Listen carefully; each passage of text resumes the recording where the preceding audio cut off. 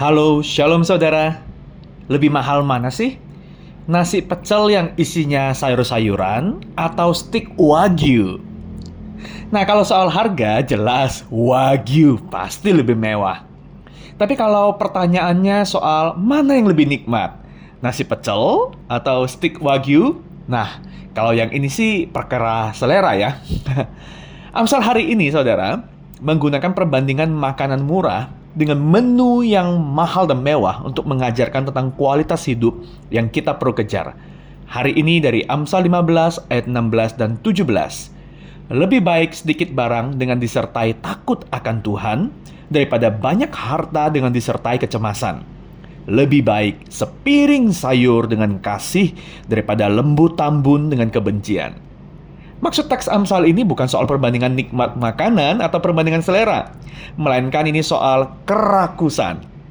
Lembu tambun adalah makanan kelas atas yang mahal dan lambang perayaan, seperti halnya kalau hari ini ya kita merayakan sesuatu, kita berpesta dengan makanan mewah seperti stik wagyu ya. Sedangkan sepiring sayur itu adalah makanan sehari-hari yang orientasinya bukan soal nikmat, tapi soal kenyang. Ya pokoknya makan, pokoknya bisa bertahan hidup. Amsal berkata bahwa ada yang lebih nikmat ya daripada makanan kelas atas. Dan itu bukan nasi pecel, bukan. Amsal mengatakan bahwa ketika kasih adalah hidangan utama kita, maka menu sayuran yang sangat biasa pun nggak apa-apa. Tetapi jika kebencian adalah menu utamanya, bahkan lembu tambun atau stik wagyu paling nikmat sekalipun, tidak akan bisa menebus, mengatasi, mengalahkan rasa benci itu. Kerakusan yang mampu membeli makanan termahal sekalipun tidak akan bisa memuaskan kelaparan jiwa kita. Karena kerakusan itu terus berfokus pada ego melayani diri. Kontras dari kasih yang terus memberi diri.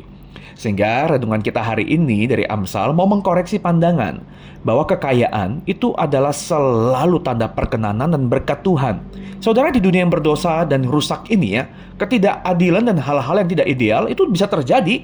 Orang bisa kaya dengan cara-cara instan, merugikan sesama, disertai kecurangan, yang jelas bukan jalan yang Tuhan perkenan, bukan?